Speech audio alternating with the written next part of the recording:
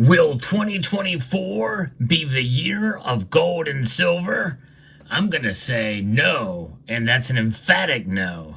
I'll tell you why later in the video, but I'm going to explain why this year is pivotal for gold and silver, and it's not just because of price. We'll talk about it in this video as we explore.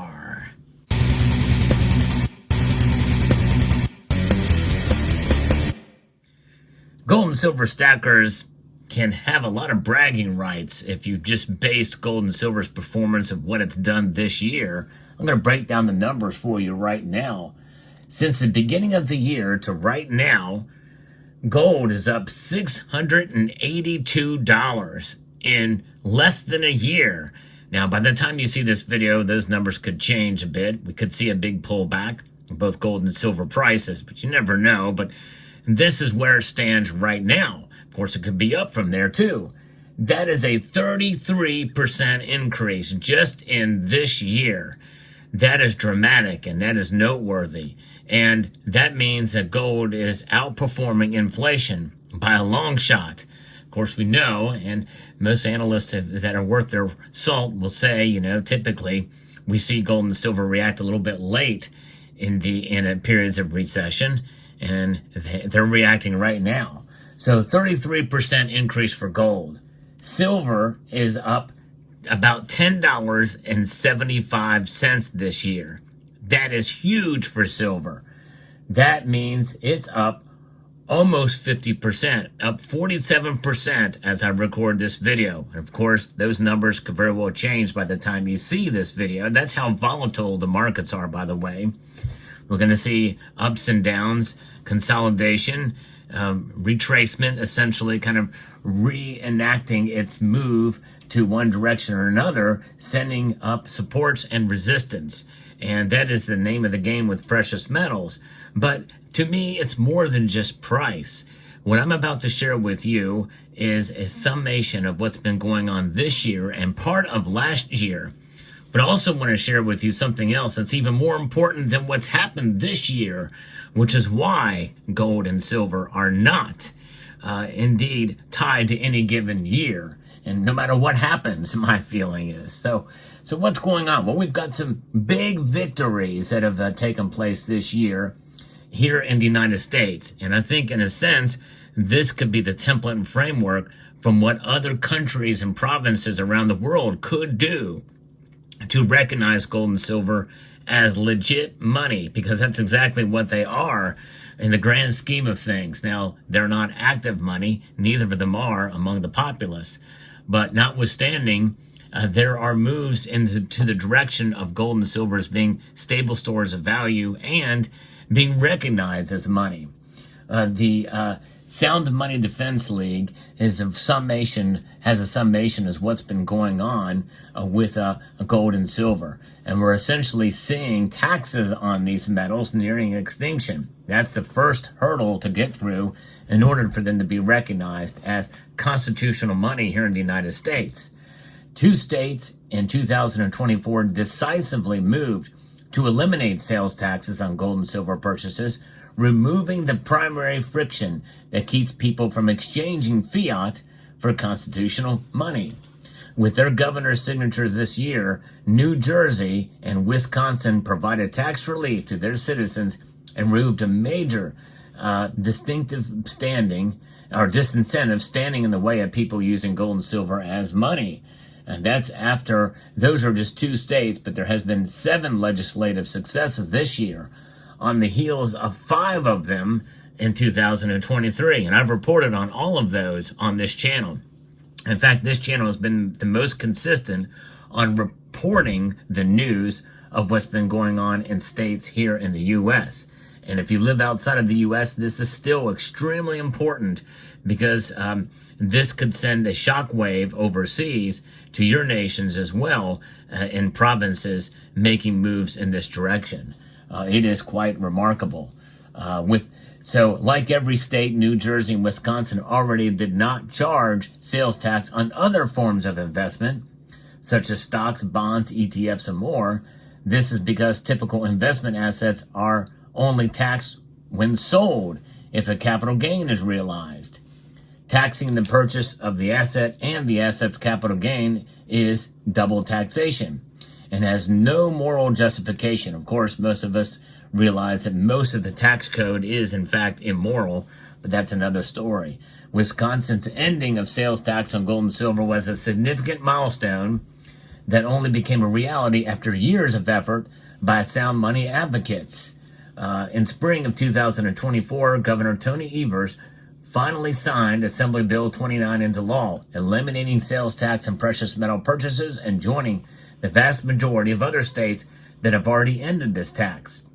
House sponsor Shay Shortwell emphasized its importance by creating this sales tax exemption. Gold and silver can once again be used in Wisconsin as the historical and constitutional currency it has been. A free people can once again possess and use currency not subject to the whims and policies of the federal government and the Federal Reserve, which have devalued and certainly will again your money through inflation. This is sound money. This is good money. This is bad money. This is a losing proposition by any and every measure. And even if the dollar doesn't die, it will certainly be recast into a different form or reset. And more likely that is going to be even more punitive to you for a myriad of different reasons, especially if it comes under the guise of a central bank digital currency. And all indications are that is where we are headed. But nonetheless, gold and silver cannot be manipulated in and of themselves. And we're seeing essentially right now the manifestations of that with some of these policies that are occurring, but also in terms of price discovery. And that is quite exciting indeed. New Jersey just joined the ranks of states who have passed such exemptions. By the way, that's a small miracle that happened there. I reported on that at the time. Senate Bill 721, sponsored by Majority Leader Assemblyman Louis Greenwald and Assemblywoman Lisa Swain, both Democrats, was so popular that it did not receive a single no vote. The bill passed unanimously through multiple committees at a unanimous 73 to 0 in the state assembly and 40 to 0 in the state senate. As a top U.S. precious metals dealer and depository with hundreds of thousands of customers, Money Metals coordinated the messaging, grassroots organizing, testimony, and lobbying through its Sound Money Defense League project. And I tell you what, they've done some great work there, not only in this state, but also in other states around the country. Ultimately, Governor Murphy signed Senate Bill 721 into law last month with an effective date of January 1, 2025. But a caveat with the coming New Jersey law doesn't include purchases of coins below $1,000, meaning there's a poor tax on small-time savers and investors, undermining access to gold and silver among those who make the most modest purchases of precious metals over time. And hopefully they'll change that in the next legislative session. Meanwhile, the battle to enact a sales tax exemption in Kentucky led to a constitutional standoff between the Democrat governor and the Republican legislature. Although the Kentucky State House and Senate both voted overwhelmingly in favor of a bill to end sales tax on gold and silver purchases, Governor Andy Beshear has directed the state's Department of Revenue to continue collecting the tax, claiming his exempted line item veto was not a violation of the state constitution. Beshear insulted every Kentucky family seeking protection from inflation by saving on gold, sneering, "If you own gold, you can afford to pay sales tax," which is absolutely an ignorant statement by any stretch and any measure. And then he directed his Department of Revenue to prosecute any non-payers. And so hopefully we'll see what happens there. I'll report on it with the latest news that comes from the Bluegrass State. And we've also seen Nebraska and Alabama eliminate income taxes on gold and silver. And that means whenever you go to buy gold and silver from a bullion dealer, they are not going to collect the sales tax on behalf of the states that will enact that. So you want to make sure you hold the feet to the fire for some of these bullion dealers who may still continue to collect sales tax. Some people are saying that places like Walmart and other places are still collecting sales tax for states that have long ago exempted. So make sure to pay attention to the itemized invoicing whenever you do make a purchase. Now, one place you can go that I know is up to date on everything and all of these laws is my friends at Summit Metals. If you want to make a purchase of gold and silver, you can go there, summitmetals.com. They provide really good prices and excellent customer service with repeat customers coming back time and time again.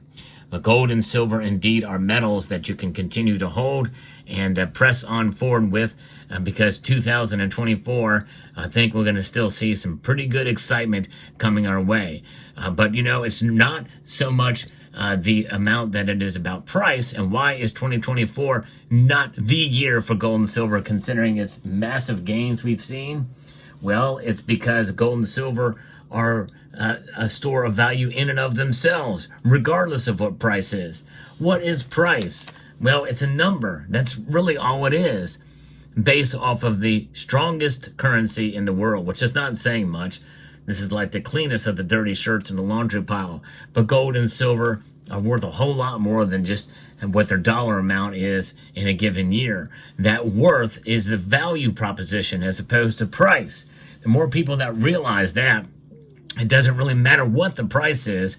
When you hold gold and silver in your portfolio at home in the physical form, you are essentially setting yourselves up with the ultimate wealth preservation idea outside of the system from which we find ourselves apart. You're being pummeled by inflation by holding dollars. And by the way, we should have dollars on hand because that's the currency of the realm. And those dollars or fiat currencies we have to transact with that are inescapable. However, and just because they're inescapable does not mean that we cannot escape the punishment of inflation, which is a hidden tax. And that's why we hold gold and silver. They have stood the test of time, including 2024 or their worst performing year. It does not matter in the grand scheme of things. When you have gold and silver in your portfolio, you are doing the right thing by stacking, by holding your precious metals. And by the way, what is stacking? Let me just show you what stacking is. All of these metals that you see before you here, I have purchased some time ago. I'm not buying anything new. And by the way, there's a time to buy and a time not to buy. Only make a purchase of precious metals when it's right for you, considering your budget, your situation.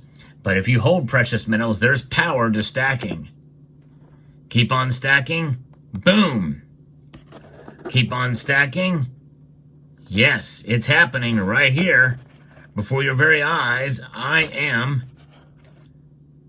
stacking. That's stacking, folks. It really is as simple as that. When you stack, you exert your power. And your power to preserve your wealth is right here because you hold it. You own it. That's what it's about, folks. Let me know what your thoughts are in the comment section down below. I hope you found this video informative, insightful, and educational.